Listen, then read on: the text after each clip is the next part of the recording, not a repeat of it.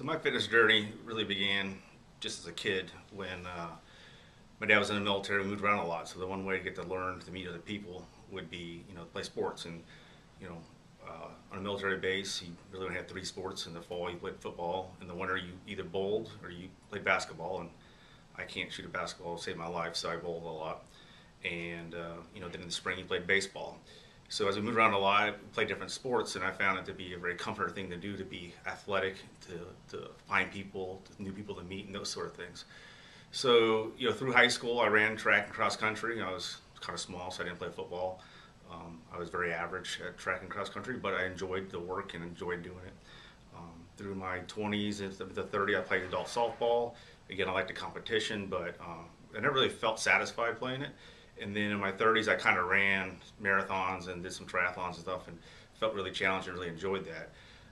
Towards the end of my 30s and my early 40s, I kind of stopped doing everything, and then I was diagnosed with diabetes and type 2 diabetes, and so I began the quest to get fit again. And I started doing what a lot of people do: just go to the gym, hit the treadmill, hit some weights, walk around a little bit, and then go home. And I thought I was doing pretty good until I brought my son to Bring Your Parent Today, and we were, working out here, and next thing I know, I'm like injured and hurt, and I realized, wow, I'm not in as good a shape as I thought I was. And I was going to the gym 4 days a week, 30 minutes on the elliptical or treadmill, lifting 30 minutes of weight, eating pretty good, but I was definitely not where I wanted to be. And so I ended up here at Adrenaline, and that's kind of how I got to where I am today.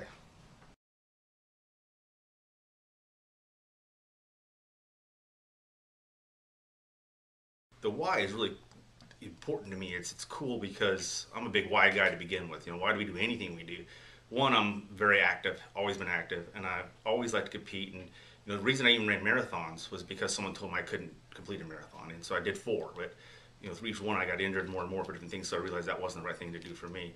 And then, I also deal with some ADHD and some depression, family history issues, and the number one cure for most mental health issues like depression and sleep and other things, anxiety, is exercise. Intense exercise has been proven to help cure or aid in dealing with those type of efficiency, those type of things. It's like, I work at a pretty intense company doing a lot of supply chain, big, deep thinking things. And when I come here after work to, then compete against the people that are here, it's like, it's another, not a rush, and it's not like an adrenaline rush, but it's like, it's another challenge. It's a different challenge.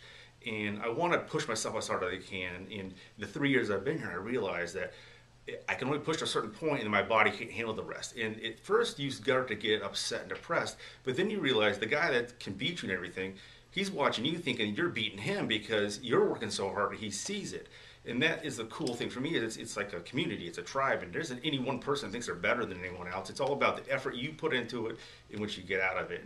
And for me, that competition, the why, I'm here to do it, is to get that release of active energy to help calm my system down. So when I go home and have dinner and sit with my dogs and watch TV, and it's now I've had a complete day. So it's not so much about the competition of winning, but it's the competition of testing yourself to see how far you can go. And when you get to where you can go, and you can consistently hit that point, you can be satisfied that you're winning your personal battle, because that's all life should be about, is your personal battle. You shouldn't ever compare yourself to somebody else.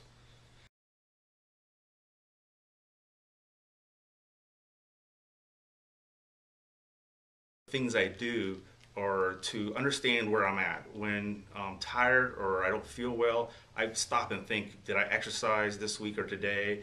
Did I eat properly today? Did I put the right things in my body? And so to do those things, assessing or reflecting on my each day, each hour, each week. And then when I know I need to hit the gym 3 times a week is my goal, and to eat so many fruits and vegetables a week, I will sit down at night before I go to bed and reflect on what I need to do. And to make a priority to get to the gym, I basically have told my people I work with that, hey, Wednesdays, Mondays, Saturday mornings, those are 3 favorite days I like to go to the gym.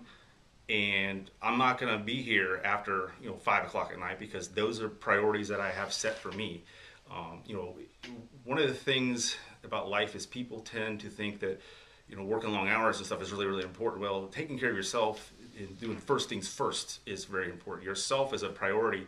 And I think to be successful with health and life and just mentally healthy again, you have to make it a priority. It has to be something that you don't do because you feel like you have to do, but something that you want to do.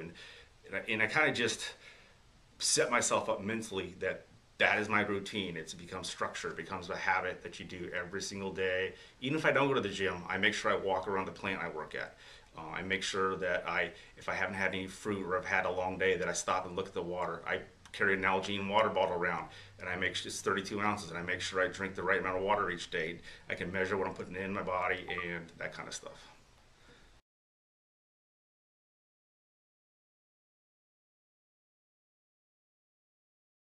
One of the things you want to do is you want to choose the people that are around you, in a sense that if you choose other active, fit people to be around you, you will be more active and more fit. And it goes the same way if you want to be more of a Christian, or you want to be more of a politician, or whatever. You choose those people to be around you, not the other kind of people. The extra mile, go an extra mile to doing something for yourself, for your family, to be healthy and fit. The extra mile is a vast wasteland, because people get out there and they look around. There's not a lot of people that want to go out in that extra mile, so they tend to go back to the flock. Well, don't be that person. Be that person that's out the extra mile, that's leading those people that aren't in the right place to where they need to be. And then understand that failure isn't something that just happens. That's failure is something you accomplish. So if you're not happy with where you're at and you feel like you failed, you've kind of accomplished that. And I don't want people to get upset and depressed, but think about what you can do to turn those things around. And sometimes it's going to mean you're not going to go to the PTO meeting, or you're not going to be able to watch your son's baseball game. It's a matter of, you need to be fit and healthy so that everyone in your family can depend on you when they need you. One thing is that I try to think about, and this is a change for me in the last 6 months or years.